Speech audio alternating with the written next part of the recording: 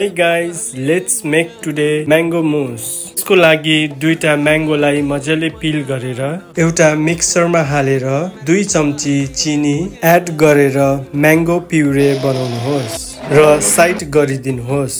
एउटा भाँडामा whipped cream हालेर ह्यान्ड मिक्सरले बिट गरिदिनुहोस्। यतिको भएपछि त्यसमा अघिको म्याङ्गो प्युरे एड गरेर मिक्स गरिदिनुहोस् र 1 प्याकेट जेलेटिन पाउडर हालेर मिक्स गर्नुहोस्। मैले मसिनो कप लिएको छु, तपाईहरुले जस्तै भाँडामा सेट गर्दा पनि हुन्छ। मैले जस्तै गरेर मिक्सचरलाई हालिदिनुहोस् अनि फ्रिजमा 1 नाइट और 5 आवर्स को लागि छोडिदिनुहोस्। मैले चाहिँ 1 नाइट को लागि राखेको थिए र हेर्नुस् त हाम्रो म्याङ्गो मुस मजाले सेट भएको छ। मैले चाहिँ चिया सीडले गार्निश गरेको छु। तपाईहरुले चप्ड म्याङ्गो मिन्ट लिप्सले गर्दा पनि हुन्छ र हाम्रो म्याङ्गो मुस यसरी रेडी हुन्छ।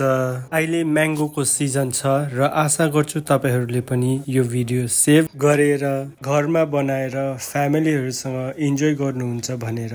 Bye bye.